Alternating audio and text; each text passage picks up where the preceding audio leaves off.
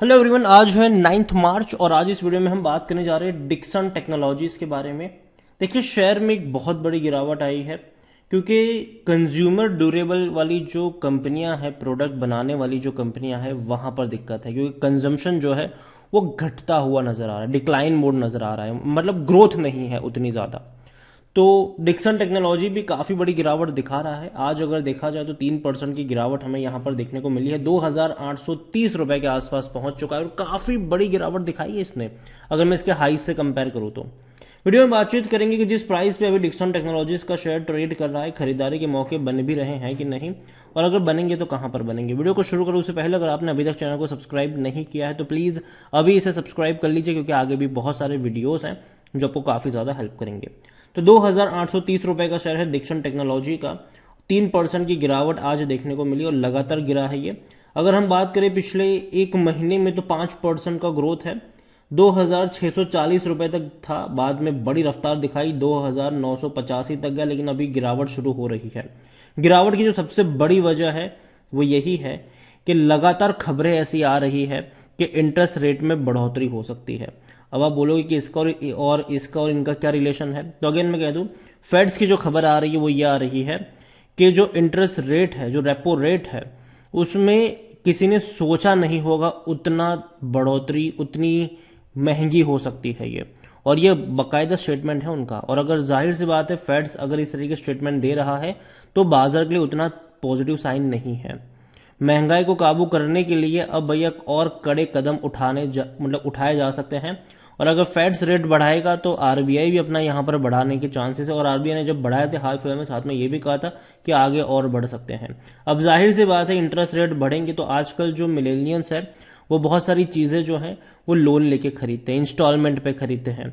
चाहे हम washing machine की बात करें, चाहे हम डिश वॉशर की बात करें, चाहे एसी वगैरह की बात करें, या फिर चाहे और किसी चीज़ों की बात करें, जो मतलब इवन स्मार्टफोन की बात करें, 75,000 का जो आईफोन है, और भी कई सारे स्मार्टफोन मान के चलो, तो वो ईएमआई पे खरीदने का आज काफ़ी हद तक चलन है। और कहीं ना कहीं अगर लोन्स महंगी होगी तो लोग अपने इस प्लान को थोड़ा सा डिले कर सकते हैं, या फिर लोग कहेंगे चलो भैया जब तक चल रहा है तब तक हम चलाएंगे, मतलब अभी ज़रूरत नहीं है।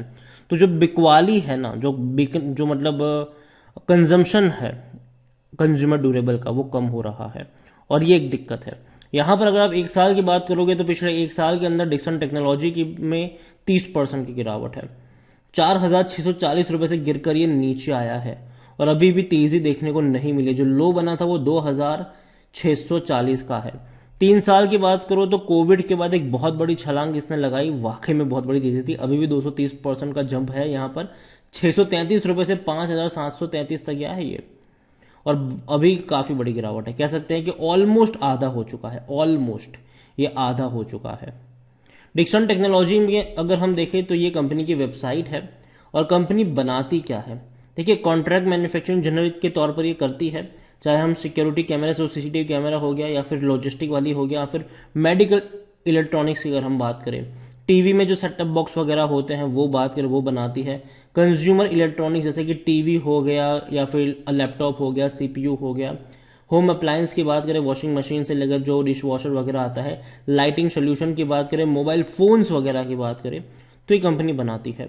जो बड़ी बड़ी कंपनी होती है, एलजी हो गया, या फिर एप्पल हो गया, तो वो इनको भैया कॉन्ट्रैक्ट देते हैं। सैमसंग हो गया तो वो इनको कॉन्ट्रैक्ट देते हैं, और ये इनके बदले में यहां पर बनाते हैं भारत में।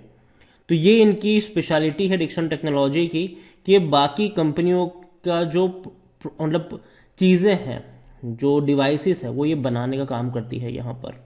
और यहाँ पर अगर आप देखोगे तो कंज्यूमर ड्यूरेबल स्टॉक्स की अगर हम बात करें तो कॉस्ट राइज है, डिमांड है, मेल्टडाउन, कई सारी चीजें भी देखने को मिल रही है। अगर आप देखो तो कंज्यूमर ड्यूरेबल कंपनी वाले के शेयर है वो हमें गिरते हुए नजर आए, वर्स्ट परफॉर्मिंग शेयर्स नजर आए पिछले कुछ महीनों में, with the sector seeing third highest outflow from the foreign investor। FIs भी यहां पर मतलब बिकवाली कर रहे हैं। Out of 8 major stocks in this sector, 5 have given negative return so far in current financial year and have witnessed a steep down double digit loss भी ज्यादा रहा है यहाँ पर। अगर आप देखोगे तो फॉरेन फंड्स में मतलब 5,900 करोड़ रुपए निकाले हैं फॉरेन इन्वेस्टर्स ने यहाँ पर पिछले 6 महीनों में।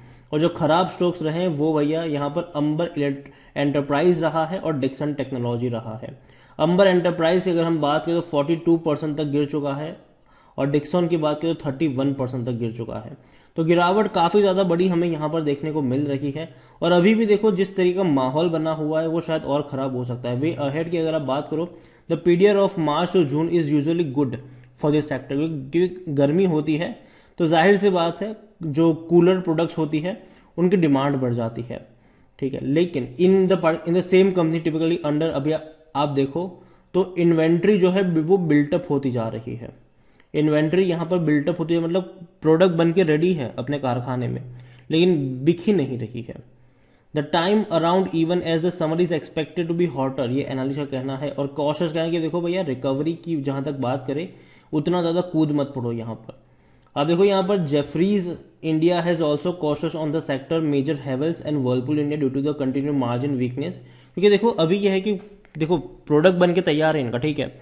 अब ज्यादा बिक्री नहीं हो रही तो क्या करेंगे, ये सेल निकालते हैं फिर कि भैया चलो डिस्काउंट दो, हैवी डिस्काउंट दो, लेकिन एटलीस्ट इसको बेचो यहाँ पर। तो मार्जिन पर असर होता है जिसकी वजह से, और यहाँ पर डिमांड में भी स्लो डाउन है और high volatility in the key input commodities की अगर हम बात करें तो वो भी देखने को यहाँ पर मिल रहा है। तो दिक्कतें हैं अभी इस सेक्टर में और यही वजह है कि डिक्सन टेक्नोलॉजी अभी भी रिकवर नहीं कर पा रहा है। हालांकि 3 साल में ग्रोथ है लेकिन 5,750 रुपये से गिरकर नीचे आया है ये।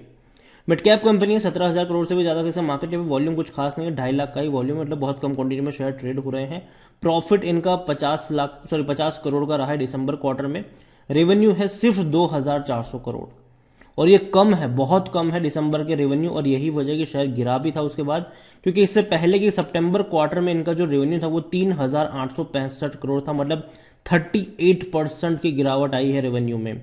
और प्रॉफिट इनका 77 करोड़ से घट के 52 पर आ गया, 32% की गिरावट प्रॉफिट में आई है।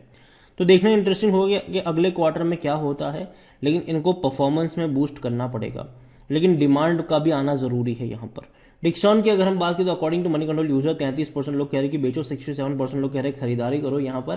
कंपनी की अगर हम बात करें डिविडेंड्स की तो कुछ खास डिविडेंड पे नहीं कर रहा है, 2 रुपये 1 रुपये का ही है, तो बहुत कम है, ठीक है।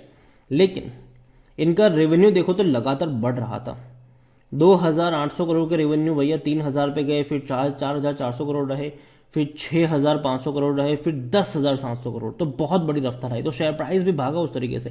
लेकिन अभी क्या हो रहा है पता है, ये रेवेन्यू कम हो रहे हैं। लास्ट क्वार्टर में 2,400 करोड़ के रेवेन्यू रहे, मतलब कि इसकी एवरेज से भी काफी कम है। प्रॉफिट की अगर हम बात करें, जो प्रॉफिट इनका 190 करोड़ तक पहुंच गया था, अभी भी देखो 50 करोड़ का है, लेकिन कम है। एक्सपेक्टेशन ज्यादा थी इनसे कि बढ़ेगा और बड़े पैमाने पर, लेकिन वो नहीं हुआ है यहाँ पर। तो ये एक प्रॉब्लम यहाँ पर जरूर है कि रेवेन्यू में कोई उतनी बड़ी रफ्तार नहीं है, प्रॉफिट में कोई उतनी बड़ी रफ्तार नहीं है। 91 का इसका पी रेशियो है, सेक्टर पी भी 131 का है, सस्ता नहीं कह सकते आप इसको। और 50% एनालिस्ट कहते हैं खरीदारी करो, मुझे लगता है कि थोड़ा सा वेट करना चाहिए। शेयर होल्डिंग के बारे में अगर हम देखें तो 34% के आसपास की होल्डिंग प्रमोटर के पास है, 7.58% म्यूचुअल फंड के पास है, 11.33% डोमेस्टिक इंस्टीट्यूशन के पास है, 16.67% एफआईएस के पास है। रिटेल और अदर की मिलाकर 30.36% की होल्डिंग है, जिनमें से रिटेल इन्वेस्टर्स 14.03% की होल्डिंग लेकर बैठे हैं।